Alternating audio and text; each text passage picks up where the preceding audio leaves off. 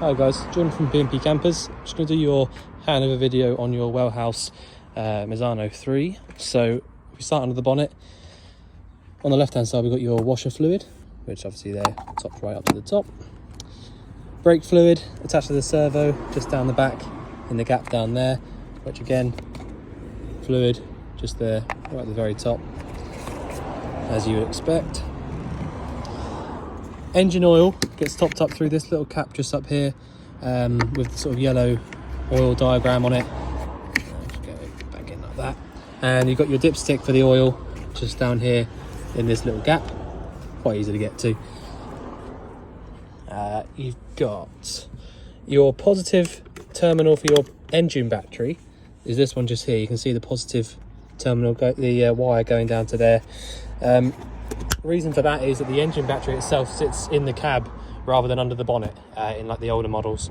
So if you need to jump start the vehicle, the positive terminal is just there, and it does tell you where the negative is just here. So if you want to put a negative on, you pop it onto this little engine hoist bracket down here, or just something, you know, a decent looking earth somewhere, but that's the actual earth for jump starting the vehicle. You then also got your coolant, which is over here, over on the right. And again, you can see there, just at the very top of the maximum line, and the engine's cold at the moment, so that's exactly the perfect point that it needs to be. Air filter sits inside this box just here at the top. See the air pipe going to the side of it there. Various kind of sensors and bits and pieces going in through there. Turbo just sits just down the back of the engine, just there at the very, just pretty easy to get to be honest, if you need to. Not that you will, because it's brand new, but yeah. So all the sensors, everything there, all the things have been topped up to where they need to be on the little PDI check that we've done. So yeah, that's about it for under the bonnet. Just see the stay for that comes up here and goes in this gap just up here.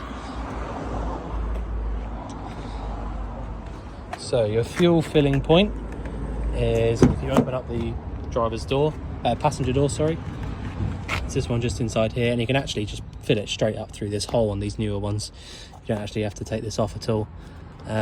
Straight in through there, and this is your AdBlue filling point as well. So if you need to fill up your AdBlue, that's where you do it, just inside there. It does tell you on the cab when you're running low on AdBlue, but I think it's something like 1,000 miles or something like that on these newer ones. Bonnet release is this one just here. Again, just inside the passenger door. I will show you around the inside in a minute. Do the outside first. So this is your external water point, not water point, gas outlet point, sorry. So if you want to like a barbecue point or something like that, you can plug your gas point into there, as long as you've got your gas bottle switched on, which I'll show you how to do in just a second. And by the way, you do have to give it a little sort of tap on the front of it when you close those up, otherwise they flap around on the motorway, which is annoying. So you've got your LPG locker just inside here, which obviously has got its rubber seal going all the way around, so there's no gas leak, you know, nothing can come out into the vehicle itself. Obviously there's no gas leak at the moment anyway, because we've pressure tested it, but they do have to be sort of tightly sealed around there. Lined with metal on the inside obviously as well, because it has to be a metal cage that the gas bottle's in. But pretty simple. You've got this little isolator valve just here for the barbecue point if you need it. You haven't got to worry about anything up here at all. This is just the bulkhead regulator. All you need to do is turn the bottle on, so anti-clockwise turns the bottle on, so that's this way around, and turning it off is clockwise around to the right. And when you eventually have to change this bottle out, you literally just undo this little clip just here and unscrew this from there, and then obviously just go back the other way around for fitting the new one.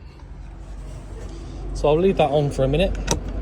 Just got a bit of storage up here, quite a lot of storage actually.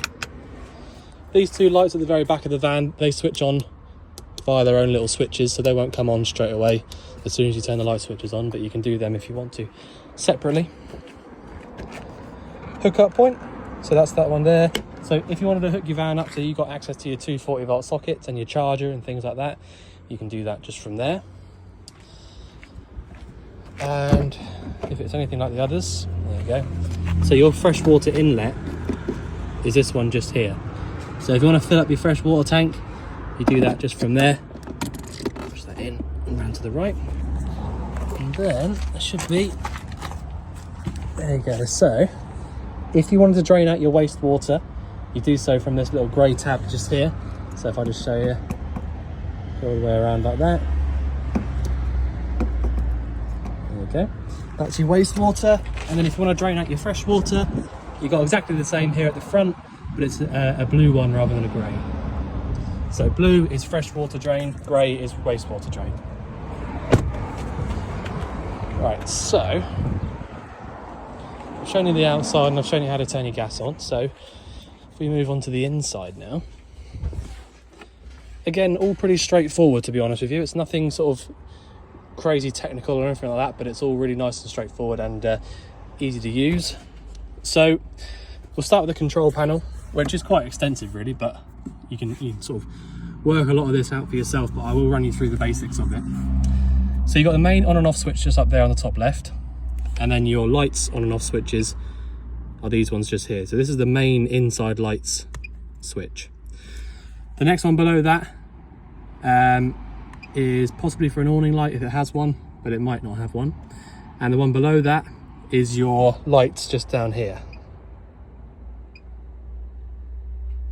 So they're your lights that are on dimmer. So if I turn that back on, if you then go into the settings, which is on the bottom right hand side, go through, I'll show you the rest of this in a second, but you see they're set dimming lights. So I've got them set at 100% at the moment, but you can actually reduce, you can actually dim them down via the control panel if you want to.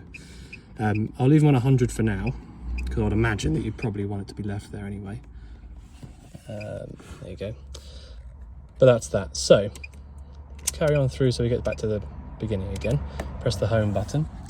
So your lights on and off switch is on the right hand side, and your main settings switch is just at the bottom there on the right. Pump switch is that one just there. The pump will run for a second to get up to pressure, and then you see there it's just turned itself straight off. And obviously it turning itself off is a good thing. It means it's at pressure, so it means you haven't got any leaks. Fresh water is at absolutely full, so I will drain that out a little bit before you turn up. And it also shows you that your wastewater level on the right is completely empty, which I showed you by opening the valve. All of your power levels are these ones just here. So you've got battery voltage, so leisure on the left 12.4 and vehicle on the right 12.2.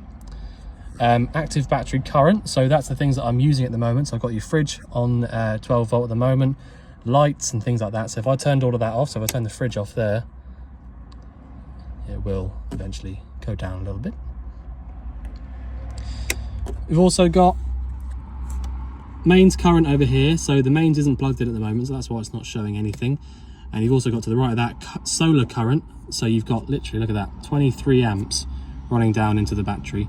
I'll show you how to do this in a second, but you can actually switch between leisure and vehicle, which one the solar charges up. So it's all, you know, really sort of modern and clever. So that's what it is. So that's this one. So if I just show you there, so that's this one here, fresh and wastewater levels, all of your battery voltages, and that's that. And then this one underneath, oh, there you go, it's the same thing. Right, so if I just show you now, click on the settings button. This opens up here, so active battery select. So at the moment, I can turn that off. Oh, maybe it has to stay on. So active battery select. So at the moment, you see the L battery is lit up blue. So that means that anything that's on in the van at the moment, so your lights and your fridge and all that lot, is all running directly from your leisure battery. So that's where you want to leave it most of the time. You don't really want to choose vehicle because that'll end up draining your battery out. And you won't be able to start the van, obviously. So you want to leave it on leisure as much as you possibly can. If you want to change the battery so that it charges your... So at the moment, you see there's solar battery select. So at the moment, that means that the solar panel is actually charging your vehicle battery rather than your leisure. So for the most part, you're going to want to leave that on leisure. Like that. So really that's going to be the way you want to do it. So if I now go to the levels again, it should say a little bit more. It So you still got the same amount of power coming in through the solar, and now the leisure battery here is being charged up, or trickle charged anyway, by that. So if I just show you again, active battery select, that's the one that's choosing, you know, that's the battery that's actually making things work inside the van. You want to leave that on leisure. And solar battery select, you probably want to leave that on leisure too. If you notice that your engine battery is a little bit low, you can switch it over to vehicle so that your engine battery gets a little bit of power. But for the most part, because you're going to be using your leisure battery to make everything work, you really want the leisure to be the one that the power is going into. You haven't got to worry about these really, to be honest. That's not relevant. And all of that is, yeah, so this is all just things like you can set alarms and things like that if you wanted to, but time, date, all that sort of lot. So that's that. So the pump is on at the moment. You can see there that the switch, the light is on the pump switch, and it's not running, so that means that it's at pressure and there's no leaks. If you had that pump on without the tap being on and it was just running and running and running, it either means that there's a leak somewhere or the pressure switch needs adjusting. But because it's brand new, that shouldn't happen for a very, very long time.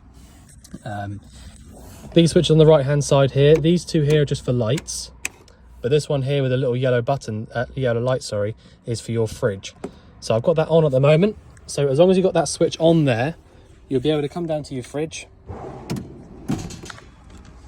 and turn this little dial here to wherever you want it. I've got it on maximum at the moment. That's just because, you know, it's cold at the minute, so it needs to cool right down first. But I mean, I've had this on for about 20 minutes and there's already ice forming in the freezer compartment. So, you know, you can't really argue with that. That's actually worked so quickly. So you can actually leave that on the maximum sort of point there. You haven't got to turn that off, because when you switch this button off here, that turns all power off to the fridge anyway. So if I show you now, when I open this up, the lights don't come on and nothing's happening at all because I've turned the isolator off up here. So you can leave that one on as and when you need to. The other bits underneath that, you've got a 240 volt plug socket just there. So if your hookup was plugged in, you could plug something in through that. A 12 volt socket just there, and a couple of nice modern USBs, because to be honest, if you've got a phone charger or something like that, you can just plug straight into here rather than buying an adapter for this. So that's that. A couple of isolators down here, that's your gas isolators.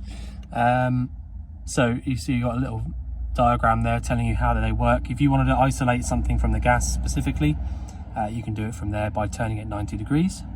And it does tell you as well, what does it say? Green hob and yellow oven and grill. So if you wanted to isolate either of those two from the gas, if you thought there was an issue with them, you can do so from there.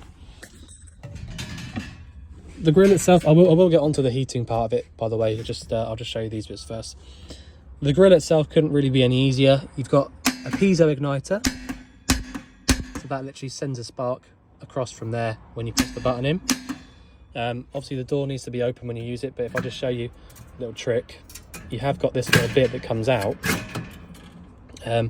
That's to stop anything up here getting damaged by the heat, but if you close this up, it does actually hold on there. So you've got this plenty of breathing space for the grill to work, but you've actually also got this up rather than all the way down. So you can do that if you want to. Just a little tip. Pop that all the way back in.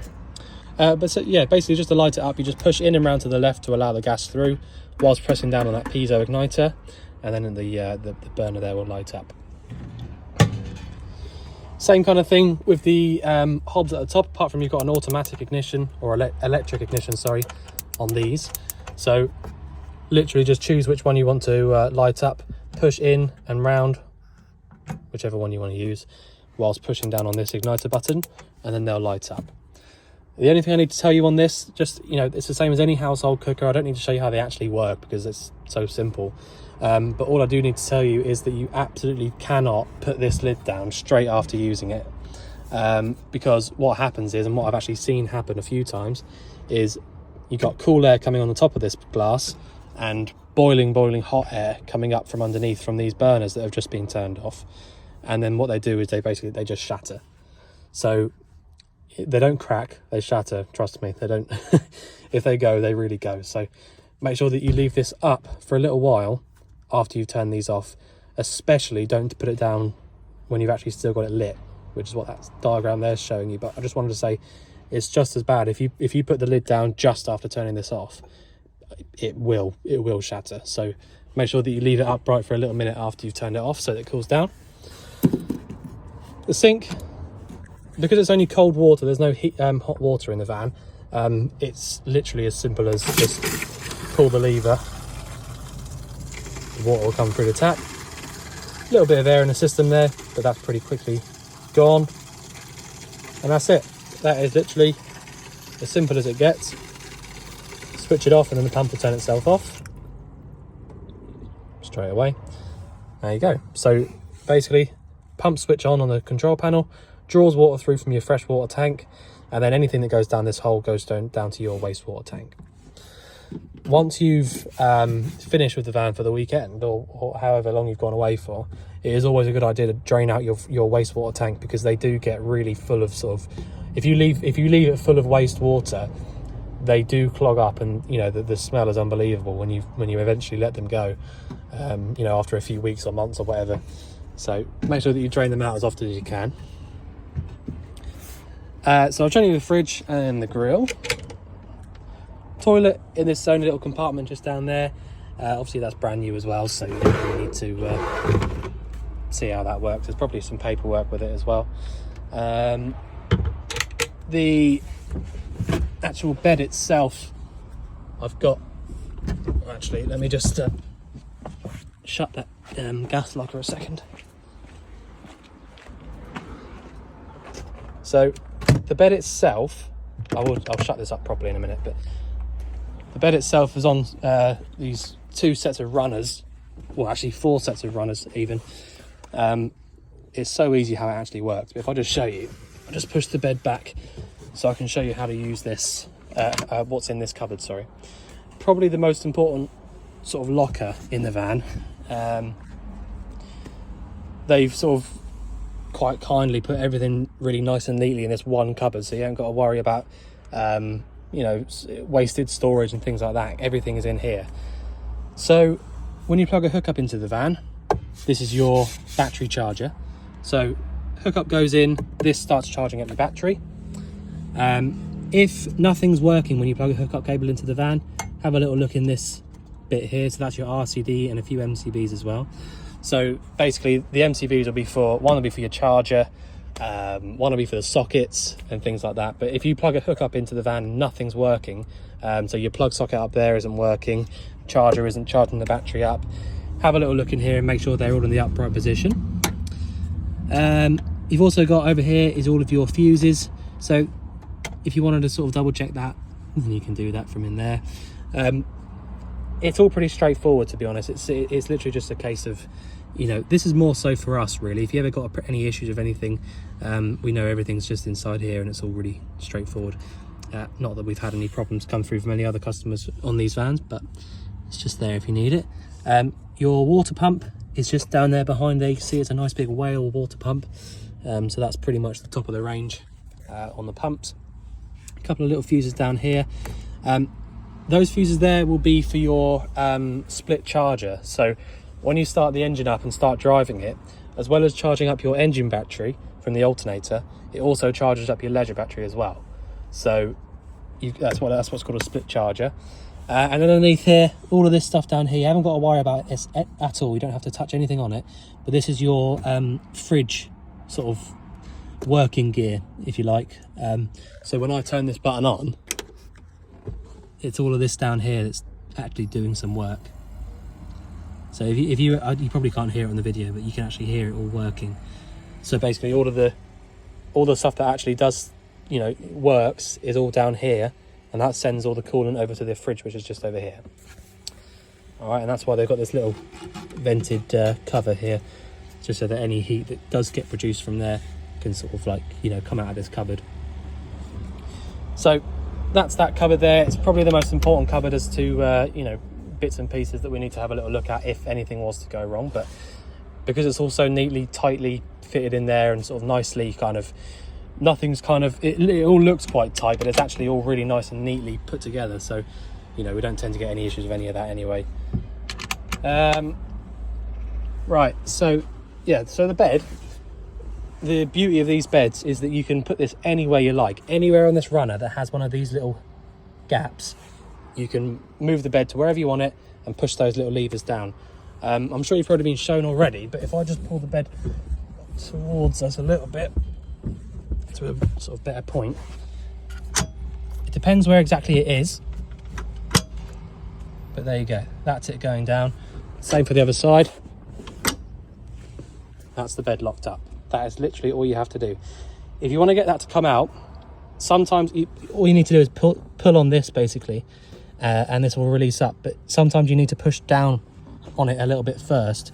Whilst I can't really show you with one hand, but if you need to pull this little plastic lever out towards you, but when you try and do it, you need to push down on this top part a little bit to get that to come out.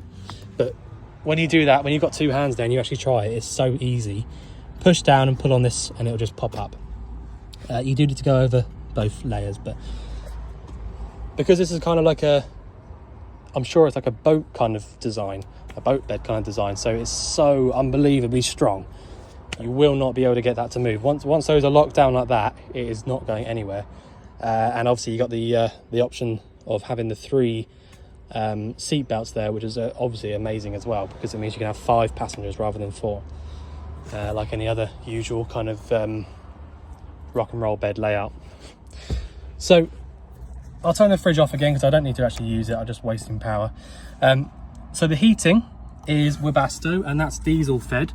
So if you want to turn it on, you can do it either way. You can press this button on here, green light comes on, and the green light comes on the actual controller. Essentially what will happen now is it will just start making a bit of a ticking noise outside, and then you'll get heating coming through. So the heating comes through from there, and yeah, I mean it is as simple as that. There's nothing technical about it. You can switch that one off, or you can forget about that and just go through here, select your temperature like that, and then just so if I chose 30, obviously that's way too much really, but that's it. It'll basically just start up. You see the lights start to flicker a little bit when it first starts because it takes a lot of power to get it going, but seeing that those lights will just start flickering a little bit means to me that it's actually working and it's sort of drawing power through. If you want to switch it off, push and hold, and that's it, off. So sorry about that noise. Yeah, so that's it. I'm not trying to sort of like not show you it properly, but that is as simple as it is. You literally just turn it on the button there, select your temperature, press OK, and leave it, and that's it. It will just get to that temperature and then it'll just switch itself off. So yeah, easy as that. Loads of storage inside here, but not really much to show you. Obviously there's space to stand up, and you know, when you got this roof up, only a couple of little really small things to show you really with the roof is that when you've got it up, sorry, no, not when you got it up. When you got it up, you can do whatever you like. You can just leave it like that. You don't have to sort of do anything to make it stay up. It will just stay up on its own. Obviously, you've got this bed part, which will come down as well on the gas struts separately. We've already the factory mattress up there. But basically, when you put it down and tie these straps back up, you've got this kind of little sheet here, which folds out and clips in somewhere underneath. I can't remember. It might be on the bottom of the roof or something. But basically, it just covers up all of the straps and things, so you can't see any of that when you're driving. So rather than having the straps hanging down and hitting you when you're driving all the time, it's it's all there nice and neatly stowed away. So if you want to turn everything off in the van, lights go off like that, pump off, and then your main power switch off like that. That screen will go off on its own in a minute, and then I'll just climb around and show you a few bits in the cab.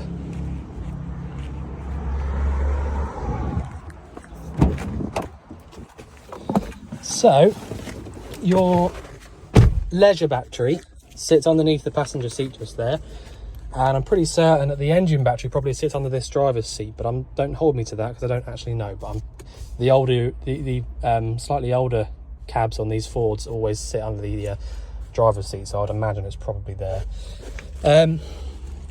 So you turn the ignition on. Obviously you got a whole load of lights that come on straight away, and it tells you there tailgate's open, side door open, so you know if there was anything going on that you didn't know about, it would tell you straight away. But you've basically just got this. You can take your original film off there, but obviously we just leave it on because it's all brand new. So you got DAB radio, go through and choose so sources, so you've got AM, FM, DAB, Bluetooth, connect your phone to it, mobile apps, so once you've connected your phone to it you can connect your apps on there and things like that. Change your sound settings, radio settings, all that sort of stuff. It's just an unbelievable amount of things that you can go through and change. So you've got camera for your reversing, didn't know that, but there you go. So that's that. It's all pretty straightforward. Good song to choose as well. So yeah, that'll all turn itself off when you take the ignition off and then open up the door.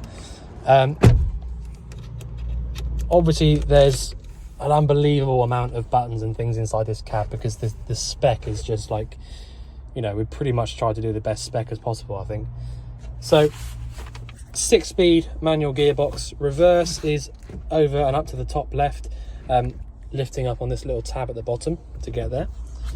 All of your heater controls are just in here, so that's also your heated seats just there on those little red switches, and you've got a heated windscreen as well. So I'm not sure if you'll be able to see it on the video, but you've got these little squiggly lines on the windscreen there. So if you wanted to sort of like warm the screen up so that you can get rid of ice and things like that in the winter, you can press your heated screen on there and that'll just do it all straight away. Obviously you've got air conditioning as well, so that's all there. You've got start stop on here, so the engine will turn itself off when you get to the traffic lights and things like that. It turns itself back on the second you put your foot on the clutch, so you can turn that on and off from there if you want to. You've also got all your sort of traction control things here. If you wanted to turn the sound off from your parking sensors, you can do that from that button there. You've got indicators on the left hand side here, washers and wipers on the right. Cruise control all here on the steering wheel, so you can set up and down the speed, cancel, resume by pressing in, turning it mainly on and off just there as well. Limiter, there's just a ridiculous amount of stuff that you can do on here. It's unbelievable. Your main lights on and off switches are those ones there. You have got an auto switch there as well if you wanted to use that. Front and rear fog lights, the dashboard sort of like dimness, you want to change it up or down, just there as well. You can lock and unlock the cab from inside. Folding mirrors, so you just push up there, it should fold the mirrors in, like that. Push up to open them, or down again, sorry. And you can obviously change where the mirrors look as well, so if you choose this side here, that'll then move around the right hand mirror, and the same for the left. So yeah, I don't know of any other buttons you can get on these Transits personally, but there's a hell of a lot of them here. You've got sound, so voice control, voice command there, answer and decline calls from here if you've got your phone connected up to it properly. So yeah, I've personally driven a few of these vans now. These Transits are beautiful to drive. I'm not sure if you've driven it yourself yet or not, but I know that you'll love driving it, especially on the motorway as well. Hazard lights are just these ones here. But yeah, so I think I've pretty much shown you everything I can. If there's anything you think I've missed out or anything you want going over again, just let us know. But otherwise, I look forward to seeing you soon to collect your van. Thanks very much.